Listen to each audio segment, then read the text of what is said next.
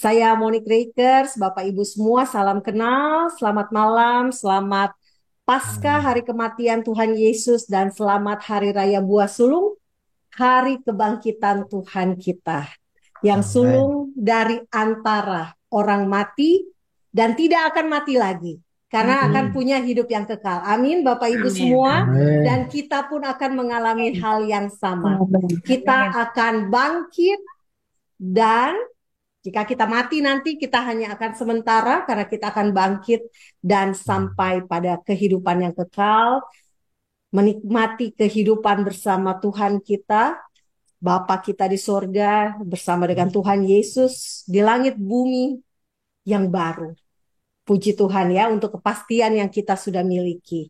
Nah karena itu saya menggebu-gebu, saya membagikan link Zoom, memasang di status saya, keselamatan datang dari orang Yahudi, lalu muncullah tanduk-tanduk para ya haters ya, bisa kita bilang jiwa-jiwa yang haus dan lapar untuk sebetulnya mereka ingin tahu, tetapi mereka tidak bisa untuk mengekspresikan karena apa? Rohnya masih roh manusia, belum Roh Kudus. Makanya masih penuh dengan kebencian. Kita maklumi ya, saya mohon maaf atas perlakuan tadi, sepanjang kita worship tadi ada gangguan, tapi puji Tuhan Bapak Ibu semua itu tandanya apa?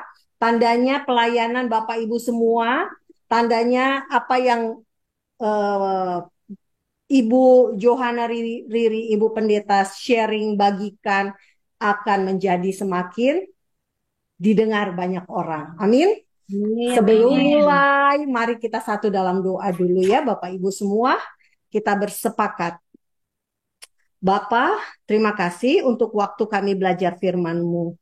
Kami mengucap syukur Tuhan untuk hari ini. Di hari yang baik, yang luar biasa ini, hari yang Tuhan sungguh jadikan.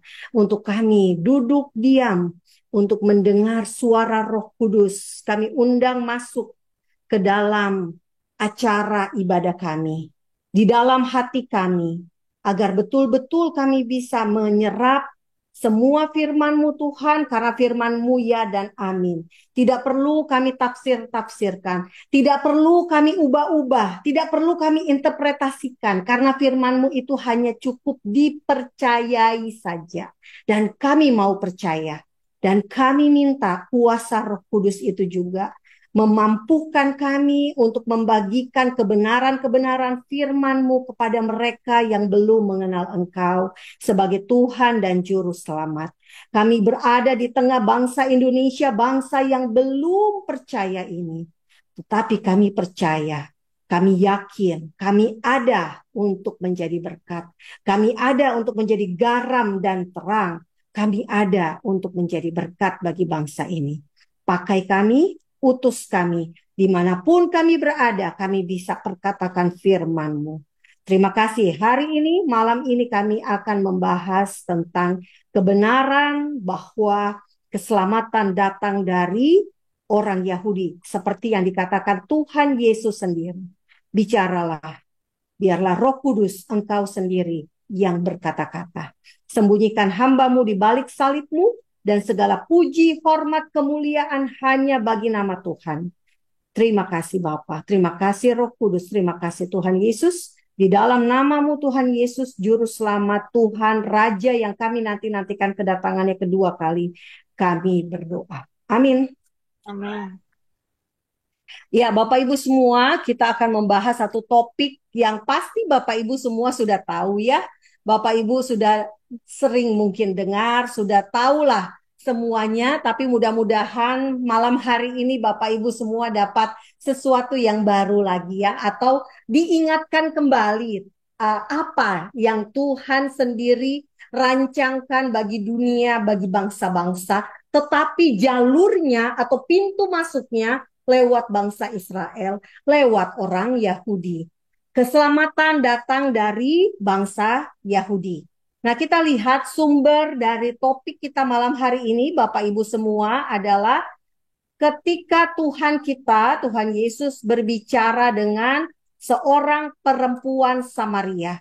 Nah, saya bisa katakan ini adalah deklarasi yang diungkapkan oleh Tuhan Yesus gitu ya pada perempuan Samaria. Nah, kalau Bapak Ibu perlu atau belum ketahui, saya rasa perlu Bapak Ibu tahu bahwa Samaria ini adalah orang-orang Asyur yang dipindahkan dari Asyur, kemudian tinggal di wilayah Israel Utara yang ibu kotanya adalah Samaria.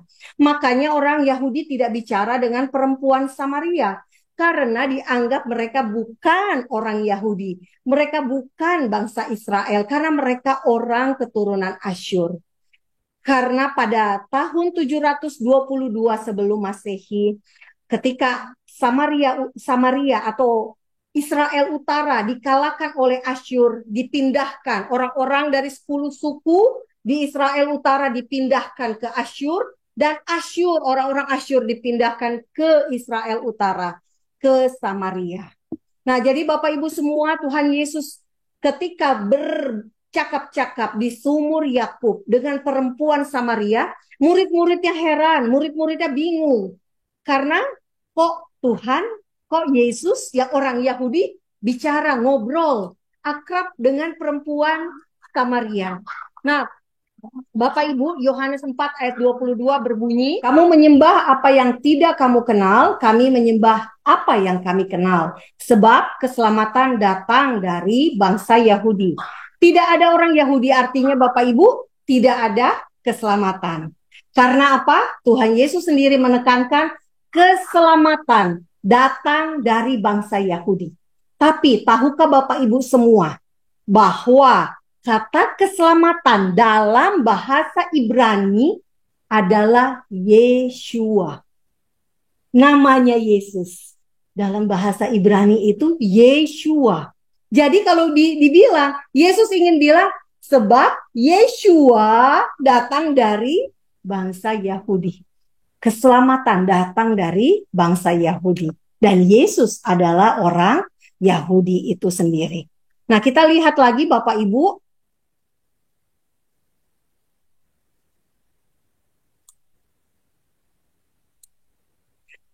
Istilah Yahudi di Alkitab kita. Istilah Yahudi muncul beberapa kali. Contohnya adalah istilah di Esther 2 ayat 5. Mordekai adalah keturunan suku Benyamin, suku dari Israel Selatan. Israel Selatan atau Yehuda itu terdiri dari Yehuda dan Benyamin. Nah, jadi Mordekai dari suku Benyamin disebut sebagai orang Yahudi. Lalu suku Yehuda yang pulang kembali ke Yerusalem disebut orang Yahudi. Esra 4 ayat 12. Lalu di Nehemia 13 ayat 24, Bapak Ibu kalau baca akan menemukan bahasa Yahudi. Jadi ada suku Yahudi, ada yang namanya bahasa Yahudi. Sadrak, Mesak, Abednego, ketika mereka berada di Babel, oleh orang-orang Babel, orang-orang Babilonia, mereka disebut orang Yahudi. Daniel 3 ayat 12. Lalu di Sakaria 8 ayat 23, Bapak Ibu semua, ada pernyataan yang penting yang akan kita lihat kegenapannya di akhir zaman ini. 10 orang dari berbagai bangsa dan bahasa akan memegang kuat-kuat punca jubah seorang Yahudi. Lalu di Matius 2 ayat 2, ini kita sudah selalu baca di Desember ya menjelang Natal, orang Majus berkata kepada Raja Herodes.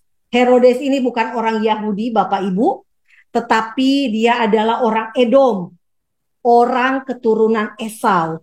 Makanya dia terheran-heran ketika orang Majus bertanya kepada Herodes, di manakah dia raja orang Yahudi yang baru dilahirkan itu.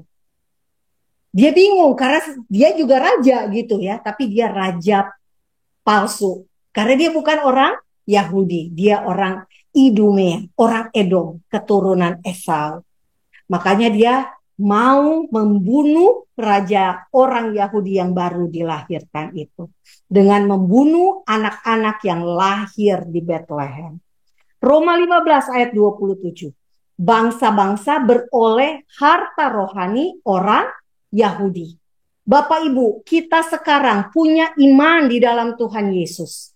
Kita memiliki harta rohani. Harta yang sesungguhnya dimiliki atau berasal dari orang Yahudi. Nah, kita lihat lagi ya. Kita satu-satu, saya berusaha satu-satu supaya Bapak Ibu jangan salah paham. Jangan nanti dikira, oh Moni karena dia mentang-mentang fakta Israel, maka semuanya harus dicocokologikan kepada Israel atau Yahudi. Enggak Bapak Ibu, kita harus sesuai dengan Alkitab. Nah karena itu kita belajar, kita pelan-pelan supaya kita mengerti dan kita bisa mengajari orang lain. Nah, kata Yahudi sendiri berasal dari Yehuda. Yehuda adalah nama kerajaan di Israel Selatan. Tadi Samaria Israel Utara.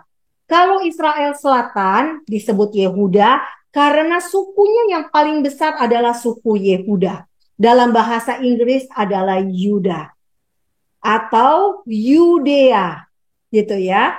Dan ada juga suku kecil Benyamin dan Simeon. Ibu kotanya apa? Ibu kotanya adalah Yerusalem. Jadi kalau Bapak Ibu lihat di peta ini, perhatikan baik-baik, Yerusalem adalah tanah warisan untuk suku Benyamin. Kita lihat baik-baik lagi, titik kecil ini Gaza. Gaza adalah tanah warisan untuk suku Yehuda, termasuk Bethlehem. Makanya Yesus lahir di Bethlehem.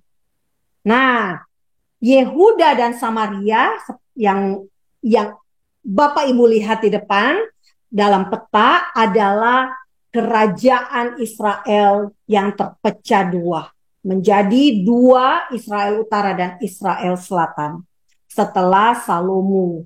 Dan ini yang Bapak Ibu lihat tanah Israel ini sampai sekarang lokasinya masih sama, masih ada berbatasan dengan laut dan masih laut Mediterania dan juga masih dibatasi dengan sungai. Nama sungainya adalah Sungai Yordan. Jadi kalau pendukung-pendukung Palestina yang tadi pada masuk itu ya, Free Palestine from the river to the sea. Palestine will be free. Ya, mereka harus belajar sejarah dulu. Mohon maaf. Karena apa? Karena kerajaan Israel dan kerajaan Yehuda itu berada di antara Sungai Yordan dan Laut Mediterania.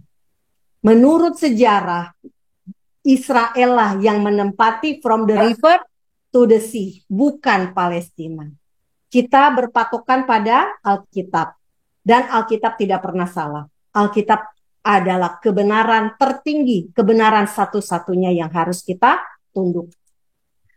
Nah, kita lihat kesimpulannya adalah tanpa orang Yahudi, Bapak Ibu, maka tidak akan ada yang namanya Yesus, Yeshua HaMashiach. Tanpa orang Yahudi, maka bukan hanya Yesus yang tidak ada, tapi kita juga tidak akan ada bapak leluhur bangsa Israel, Abraham, Ishak, dan Yakub. Para nabi, para rasul, Mesias artinya yang diurapi, dan Alkitab. Karena Alkitab isinya tentang bangsa Israel. Isinya tentang orang Yahudi. Jadi Bapak Ibu, kita bersyukur ketika Tuhan Yesus berkata keselamatan datang dari bangsa Yahudi. Merujuk kepada sebuah keteraturan. Ada silsilah yang jelas. Dari Abraham sampai Ishak. Lalu dari Ishak sampai Yakub. Dari Yakub sampai ke 12 suku anak-anak Israel. Sehingga mereka menempati sebuah daerah namanya Tanah Perjanjian. Dari situ kemudian turun yang namanya nabi-nabi. Dari nabi-nabi kemudian di masa Yesus, setelah Yesus Kristus, ada para rasul. Dan kita sekarang menantikan kedatangan Mesias yang kedua kali, Sang Raja. Yang diurapi adalah Raja. Yang diurapi adalah imam. Dan Yesus belum belum menyatakan dirinya sebagai raja. Nanti ketika kedatangannya kedua kali. Jadi Bapak Ibu, tanpa orang Yahudi maka kita juga sebetulnya tidak akan punya Mesias. Jadi kita bersyukur untuk keselamatan datang dari bangsa Yahudi. Nah, pertanyaannya mengapa Yahudi? Kita bisa menemukan di Roma 9 ayat 4. Mereka orang Israel. Ini dari Roma 9 ayat 4 ya. Bapak Ibu bisa baca. Di Roma 9 ayat 4 ayatnya, saya bacakan dulu Bapak Ibu biar tidak salah tafsir. Roma 9 ayat 4. Sebab mereka adalah orang Israel, mereka telah diangkat menjadi anak, dan mereka telah menerima kemuliaan, dan perjanjian-perjanjian, dan hukum Taurat, dan ibadah, dan janji-janji. Nah Bapak Ibu, tahukah Bapak Ibu, ketika kita berbicara tentang perjanjian, maka ada 315 ayat tentang perjanjian yang terdapat 282 ayat di perjanjian lama dan 33 ayat di perjanjian baru. Nah ini dikatakan di Roma 9 ayat 4, mereka telah menerima kemuliaan dan perjanjian-perjanjian. Nah, Bapak Ibu bisa lihat di sini, mereka adalah orang Israel. Ini sesuai dengan Kejadian 32 ayat 28. Mereka telah diangkat menjadi anak. Jadi yang anak Tuhan bukan hanya saya dan Bapak Ibu, tapi juga orang Israel, orang Yahudi. Yang menerima kemuliaan bukan hanya kita, gitu ya. Karena Tuhan Yesus sudah menang. Kita menerima kemuliaan juga. Kalau Tuhan kita masih mati, kita pasti malu. Karena Tuhan kita mati dikubur. Tapi ini enggak Bapak Ibu, Tuhan kita bangkit.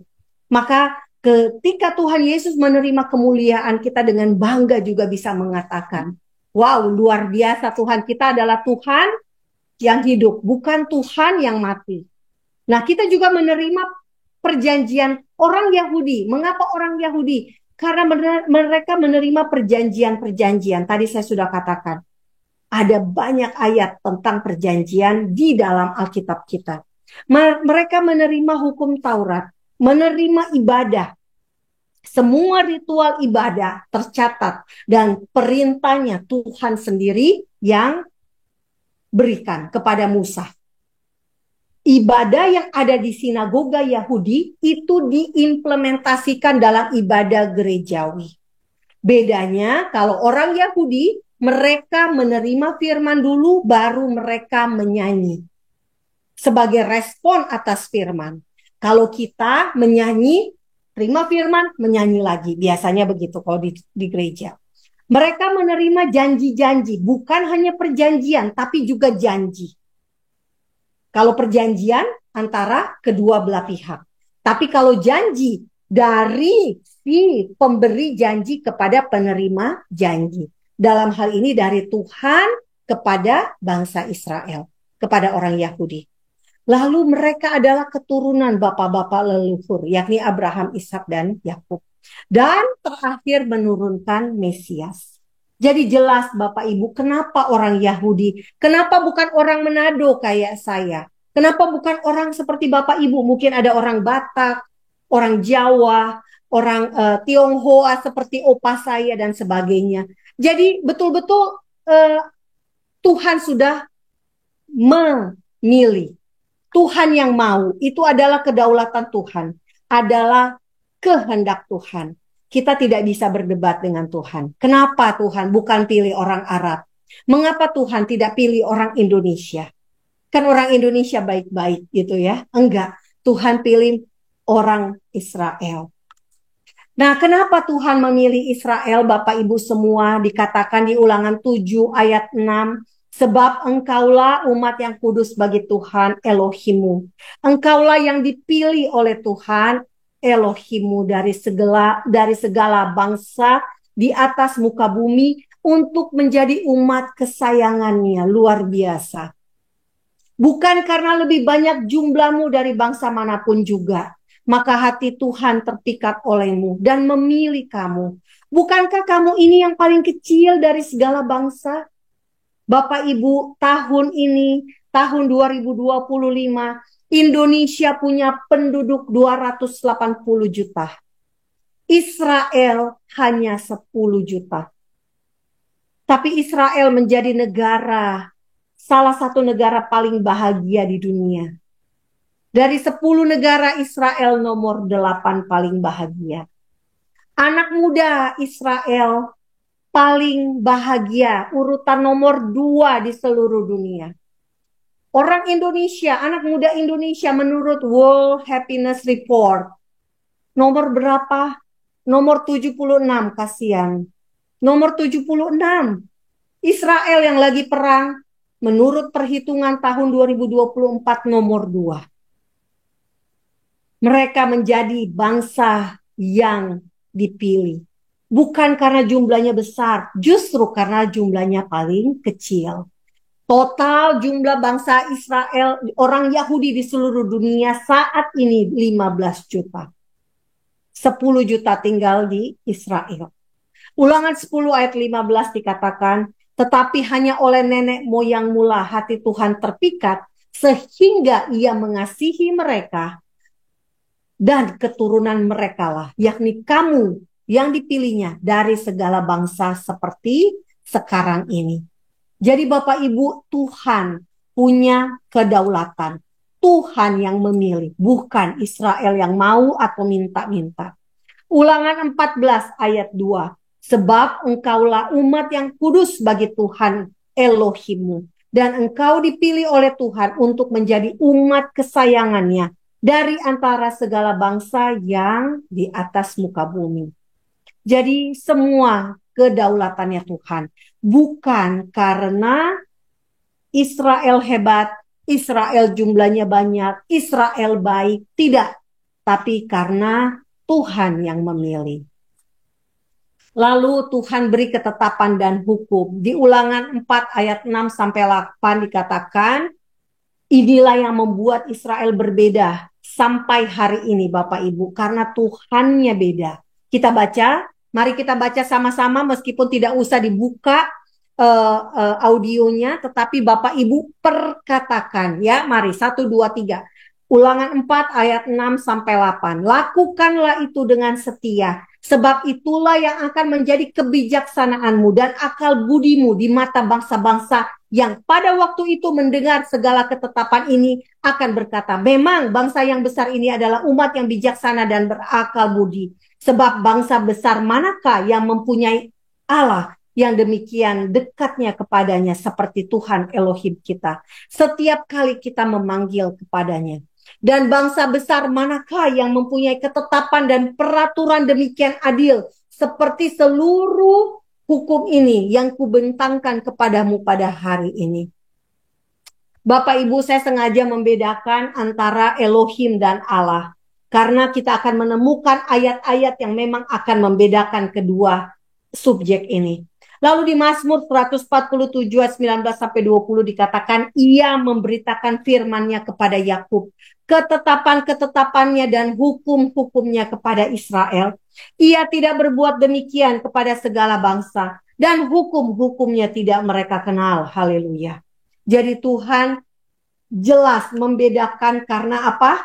Karena Tuhan ingin menunjukkan aturannya yang berbeda dari bangsa-bangsa yang lain. Tuhan ingin menunjukkan firman-Nya spesifik kepada satu bangsa. Dan kalau kita lihat, Bapak Ibu semua, menurut Encyclopedia of Gods, ada sekitar 2.500 lebih sesembahan di seluruh dunia. Bayangkan 2.500 sesembahan. Semua orang bisa memilih sesembahannya mereka sendiri-sendiri. Sebuah suku bisa memilih sesembahannya mereka. Tetapi apa kata Tuhan? 1 Tawarik 16 ayat 26. Sebab segala Allah bangsa-bangsa adalah berhala. Tetapi Tuhan selalu dalam Alkitab lain kita, kata Tuhan huruf besar adalah Yud, Hei, Vav, Hei. Tetragamon. Tetapi Tuhan YHVH yang menjadikan langit. Jadi kita bedakan ya. Ada Allah bangsa-bangsa itu sama dengan berhala. Tetapi Tuhan YHWH, Dia yang menciptakan langit berarti menciptakan kita juga, menciptakan saya. Baik, mari kita mulai lagi. Bapak Ibu, kita sudah bisa dapat rancangan Tuhannya. Nah, bangsa-bangsa Tuhan mau menyembah YHWH tadi. Dikatakan di sini kita lihat Ulangan 6 ayat 14 sampai 15. Ini adalah perintah kepada bangsa Israel ya. Janganlah kamu mengikuti Allah lain dari antara Allah bangsa-bangsa sekelilingmu. Kenapa? Karena ada Allah Moab, Allah orang Amori dan sebagainya. Ada Allah orang Filistin ya, Dagon. Janganlah kamu mengikuti Allah lain dari antara Allah bangsa-bangsa sekelilingmu. Sebab Tuhan Elohimmu, ini aslinya ditulisnya Allah huruf besar, tetapi saya bedakan ya supaya kita mengerti. Sebab Tuhan Elohimmu adalah Elohim yang cemburu di tengah-tengahmu, supaya jangan bangkit murka Tuhan Elohimmu terhadap engkau, sehingga ia memunahkan engkau dari muka bumi. Artinya Israel sampai hari ini belum punah Bapak Ibu. Kalau Israel belum punah, maka Israel masih menyembah Elohim. Belum atau tidak menyembah bangsa Allah, bangsa-bangsa lain. Yosua 24 ayat 15 dikatakan, tetapi jika kamu anggap tidak baik, ini adalah perkataan Yosua yang terakhir kepada bangsa Israel ketika dia tahu dia sudah mau selesai kepemimpinan dan masa hidupnya, dikatakan, tetapi jika kamu anggap tidak baik untuk beribadah kepada Tuhan, pilihlah pada hari ini kepada siapa kamu akan beribadah. Allah yang kepadanya nenek moyangmu beribadah di seberang sungai Efrat, atau Allah orang Amori yang negerinya kamu diami ini. Tetapi aku dan seisi rumahku, kami akan beribadah kepada Tuhan. Tuhan yang mana? Yang YHWH.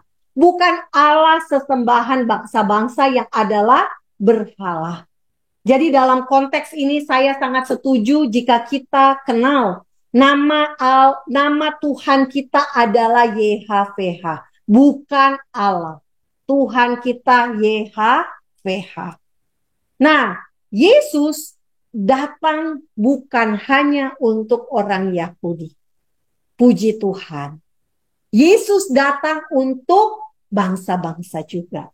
Ayatnya di mana Bapak Ibu kita lihat di Lukas 2 ayat 10 sampai 11. Lalu kata malaikat itu kepada mereka itu siapa? Gembala. Jangan takut sebab sesungguhnya aku memberitakan kepadamu kesukaan besar untuk seluruh bangsa.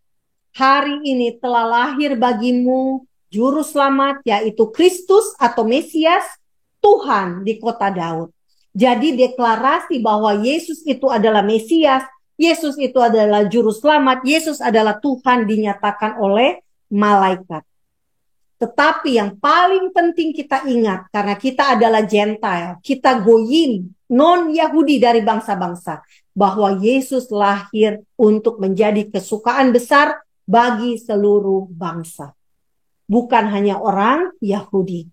Lalu Lukas 2 ayat 29 sampai 32 dikatakan, oleh Simeon dan Hana yang menanti-nantikan Yesus dan berada di bait suci, dikatakan, sekarang Tuhan, biarkanlah hambamu ini pergi dalam damai sejahtera, sebab sesuai dengan firman-Mu. Sebab mataku telah melihat keselamatan yang daripadamu, yang telah Engkau sediakan di hadapan segala bangsa, yaitu terang yang menjadi pernyataan bagi bangsa-bangsa lain dan menjadi kemuliaan bagi umat-Mu Israel. Jadi Bapak Ibu, kuncinya ada di kata terang yang menjadi pernyataan bagi bangsa-bangsa lain. Yesus harus menjadi terang bagi non-Yahudi dulu. Yesus harus menjadi terang bagi orang dari bangsa-bangsa. Seperti kita di Indonesia ini. Setelah itu baru menjadi kemuliaan bagi Israel. Sekarang ini kita paham mengapa orang Yahudi belum percaya kepada Yesus. Karena apa? Karena harus menjadi terang bagi bangsa-bangsa lain dulu, baru terakhir kemuliaan bagi umat Israel. Nah, kita lihat kenapa kita bisa yakin bahwa Yesus juga lahir buat kita semua, orang-orang di bangsa-bangsa. Karena di perjanjian lama, meski orang-orang Israel, bangsa Israel itu punya nabi-nabi yang dikhususkan untuk bangsa Israel sendiri. Tetapi Tuhan juga mengasihi musuhnya Israel. Karena Tuhan memerintahkan Nabi Yunus ke Nineveh. Nineveh ini adalah ibu kota. Masa itu adalah kota modern dari bangsa Asyur. Dan Asyur adalah musuh besar dari Israel. Tapi Tuhan mengasihi Asyur yang musuh Israel ini. Dikatakan bagaimana tidak aku akan sayang kepada Nineveh. Kota yang besar itu, yang berpenduduk lebih dari 120.000 orang. Yang semuanya tak tahu membedakan tangan kanan dari tangan kiri. Dan dengan ternaknya yang banyak. Jadi Tuhan mengasihi orang yang tidak bisa membedakan kebenaran, tidak tahu hukum. Dan kalau Bapak Ibu pelajari dari sejarah Asyur, Nineveh terkenal sadis. Semua orang musuh-musuh mereka bisa dicabut kulitnya, bisa dimutilasi. Sangat sadis. Mungkin kalau hari ini kita bisa melihat kesadisannya itu seperti Hamas. Tapi Tuhan mengasihi Nineveh dan Tuhan mau mereka selamat. Lalu kita lihat bagaimana Petrus menginjili Kornelius di Kisah Para Rasul 10 ayat 34 sampai 36. Karena Tuhan ingin menunjukkan ia mengasihi musuhnya bangsa Israel, orang Yahudi pada masa Yesus. Yakni siapa? Romawi, Bapak Ibu. Yang menyalibkan Yesus Romawi. Tapi Kornelius beroleh selamat. Lalu mulailah Petrus berbicara, katanya, sesungguhnya aku telah mengerti bahwa Elohim tidak membedakan orang. Setiap orang dari bangsa manapun yang takut akan Dia, yang mengamalkan kebenaran berkenan kepadanya. Itulah firman yang ia suruh sampaikan kepada orang-orang Israel, yaitu firman yang memberitakan damai sejahtera oleh Yesus Kristus yang adalah Tuhan dari semua orang. Bapak Ibu baca baik-baik ayat ini. Firman yang disuruh disampaikan kepada orang Israel. Tapi orang Israel harus tahu bahwa Yesus Kristus, Yeshua HaMashiach itu adalah Tuhan dari semua orang. Jadi kayak seperti diputar balik gitu ya. Bagus sekali ini, saya suka sekali. Jadi Bapak Ibu, Yesus datang juga buat kita, orang non-Yahudi. Dan bahkan kita bisa lihat contoh dua kasus ini. Asyur, musuhnya Israel. Romawi, musuhnya bangsa Israel, dikasihi Tuhan juga. Bahkan mereka memperoleh keselamatan. Jadi orang pertama non-Yahudi yang menerima Roh Kudus siapa? Kornelius. Nah, kita lihat akhirnya Bapak Ibu, kalau kita baca seluruh Alkitab kita akan menemukan bahwa bangsa-bangsa akan beroleh keselamatan dalam Mesias Israel. Dikatakan Yesaya 11 ayat 10, maka pada waktu itu Taruk dari pangkal Isai akan berdiri sebagai panji-panji bagi bangsa-bangsa. Dia akan dicari oleh suku-suku bangsa dan tempat kediamannya akan menjadi mulia. Kita lihat Bapak Ibu, ayat di Roma 15 ayat 12 adalah kutipan dari Yesaya 11. Dikatakan di sini, dan selanjutnya kata Yesaya, Taruk dari pangkal Isai akan terbit dan ia akan bangkit untuk memerintah bangsa-bangsa. Dan kepadanya lah bangsa-bangsa akan menaruh harapan. Siapa Taruk dari pangkal Isai itu? Yesus. Yesus adalah keturunan Daud. Isai adalah ayah dari Daud. Nah, kita lihat akhir dari semuanya ini kita akan menantikan penggenapan Yesus sebagai Raja atas segala raja, Tuhan atas segala Tuhan, dan dinyatakan menjadi Raja atas segala bangsa, bukan hanya bagi raja orang Yahudi seperti kata orang-orang Majus, bukan, tetapi ini menjadi Raja atas seluruh bangsa, seluruh bumi. Dikatakan di sini Yeremia 23 ayat 5, sesungguhnya waktunya akan datang, demikianlah firman Tuhan, bahwa aku akan menumbuhkan tunas adil bagi Daud. Ia akan memerintah sebagai raja yang bijaksana dan akan melakukan keadilan dan kebenaran di negeri. Apakah ini sudah terjadi Bapak Ibu? Belum. Yesus Kristus, Yeshua HaMashiach belum memerintah sebagai raja. 1 Timotius 6 ayat 15. Pada saat yang ditentukannya, ia akan memperlihatkan dirinya sebagai satu-satunya penguasa, raja atas segala raja dan tuan atas segala tuan. Apakah ini sudah terjadi Bapak Ibu? Belum. Karena apa? Pada saat yang ditentukannya itu belum tergenapi. Lalu Wahyu 17 ayat 14. Mereka akan berperang melawan anak domba, tetapi anak domba akan mengalahkan mereka. Karena ia adalah Tuan atas segala Tuan dan Raja atas segala Raja. Ia akan mengalahkan mereka dengan para pengikutnya yang terpanggil, terpilih, dan setia. Bapak Ibu, mari sama-sama kita taruh tangan kita di dada. Kita perkatakan, karena Tuhan Yesus akan datang berperang, dan kita akan mengalahkan mereka yang musuh-musuhnya anak domba itu dengan para pengikutnya. Bapak, Ibu, dan saya adalah pengikutnya yang terpanggil, terpilih, dan setia. Kita taruh tangan kita di dada, kita bilang, saya terpanggil, terpilih, dan saya mau setia. Amin, Bapak Ibu semua. Amin ya. Nah, jadi kesimpulannya apa Bapak Ibu semua? Keselamatan melalui orang Yahudi, bangsa Israel. Karena mereka memang memiliki perjanjian dengan Tuhannya Israel, YHWH. Dan mereka merupakan pemelihara kitab suci. Bayangin Bapak Ibu, kalau nggak ada bangsa Israel, kita nggak punya perjanjian lama. Kalau nggak ada perjanjian lama, kita nggak tahu silsilah Yesus Kristus, Yeshua HaMashiach. Dan mereka juga memelihara bait suci yang diperintahkan Tuhan dibangun ketika Raja Daud ingin membangun tempat kediaman buat Tuhan. Dan secara fisik mereka adalah umat yang menurunkan juru selamat. Tanpa bangsa Israel kita tidak punya yang namanya keturunan dari suku Yehuda. Singa dari suku Yehuda itu tidak ada. Namun keselamatan yang Tuhan sediakan, yang Tuhan berikan, mencakup manusia dari segala bangsa. Bukan hanya untuk orang Yahudi, bukan hanya untuk bangsa Israel. Tuhan berjanji kepada Abraham, segala bangsa di bumi akan diberkati melaluimu. Kejadian 12 ayat 3. Dan hal itu tergenapi saat ini.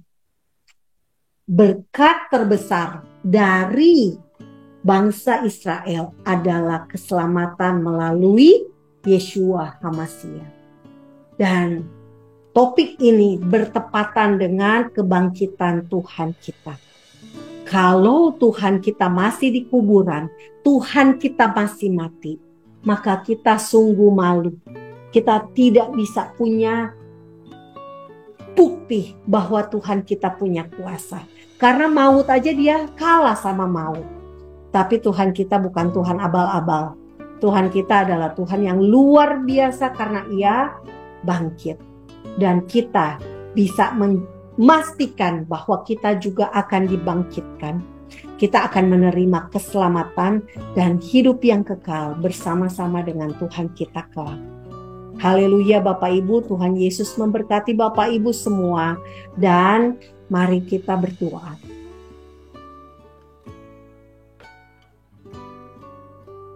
Bapa di surga, terima kasih, kami mengucap syukur untuk apa yang Tuhan sudah Berikan di hati kami masing-masing.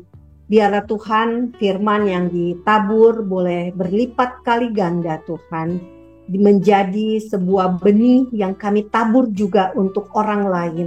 Jiwa-jiwa baru yang bisa beroleh pengertian, pengenalan akan Engkau.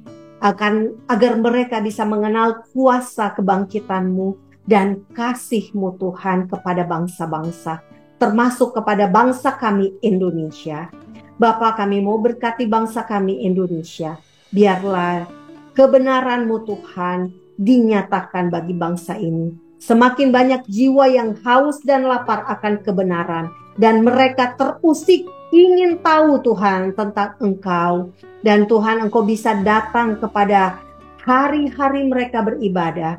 Engkau bisa masuk Tuhan ke relung hati mereka. Engkau berikan kepada mereka Tuhan kebutuhan rohani mereka, pengenalan akan Tuhan yang hidup. Bapa, kami perkatakan Tuhan bahwa bangsa kami akan diselamatkan, dan bangsa kami Indonesia Tuhan, kegerakan rohani, lawatan Roh Kudus terjadi di Indonesia. Kami berdoa bagi para misionaris, hamba-hamba Tuhan, para orang-orang Kristen di mana-mana tempat Tuhan, mereka semuanya menjadi alat di tangan-Mu di akhir zaman ini. Mereka menjadi penuai jiwa-jiwa, mereka membawa banyak orang untuk menjadi orang percaya. Bapa, kami juga berdoa untuk bangsa Israel. Kami perkatakan juga Tuhan, bahwa bangsa ini akan menjadi bangsa yang dipakai untuk menyatakan keagungan-Mu Tuhan di akhir zaman ini. Engkau pakai bangsa Israel Tuhan sebagai bukti kasih setia-Mu dari zaman purbakala hingga hari ini. Agar seluruh mata, seluruh dunia Arab, seluruh dunia Timur Tengah, seluruh negara-negara Islam bisa melihat bahwa Israel punya Tuhan yang luar biasa. Israel hebat bukan karena mereka punya kekuatan yang besar, bukan karena militer Israel yang hebat, tetapi karena Tuhan Israel yang luar biasa. Karena Tuhan Israel hidup. Kami perkatakan Bapa, Engkau tidak akan mempermalukan Israel, dan Engkau akan memakainya di akhir zaman secara khusus. Bapa, terima kasih. Dua sosok ini Tuhan, Israel dan gereja, dua-duanya ada di akhir zaman menjadi saksinya Tuhan. Dan biarlah keduanya ini boleh berjalan beriringan, saling mengasihi, saling menopang satu dengan yang lain. Terima kasih Tuhan untuk anak-anak-Mu Tuhan, hamba-hamba-Mu yang ada di Zoom hari ini. Engkau berkati, tutup bungkus satu persatu. Engkau berkati, berikan pemulihan bagi setiap orang yang sakit secara kesehatan fisik. Tuhan sembuhkan. Yesus, Engkau tidak pernah berubah dulu, sekarang, sampai selama-lamanya. Kesehatan tubuh kami ada di dalam tangan-Mu. Kami berdoa Tuhan untuk kebutuhan finansial, kebutuhan ekonomi. Kami perkatakan Tuhan, krisis apapun yang terjadi Tuhan, kami bisa lalui karena sumber berkat kami hanyalah Tuhan sendiri. Engkau bisa membuka tingkap-tingkap langit. Engkau bisa memberikan kepada kami Goshen Tuhan di tengah-tengah dunia ini. Terima kasih Bapa, kami juga berdoa untuk pemulihan di antara pasangan suami istri, pasangan kekasih yang belum menikah, di antara rumah tangga Tuhan, keluarga, orang tua dan anak. Engkau berikan pemulihan agar kami semua Tuhan betul-betul merasakan kasih Kristus. Bapa, terima kasih, kami serahkan hidup kami ke dalam tangan-Mu, dan kami perkatakan berkat dari Tuhan Abraham, Tuhan Ishak dan Tuhan Yakub akan turun mengalir untuk kami. Dalam nama Tuhan Yesus, Tuhan Juru Selamat yang kami tunggu-tunggu kedatangannya kedua kali sebagai Raja, kami berdoa. Amin.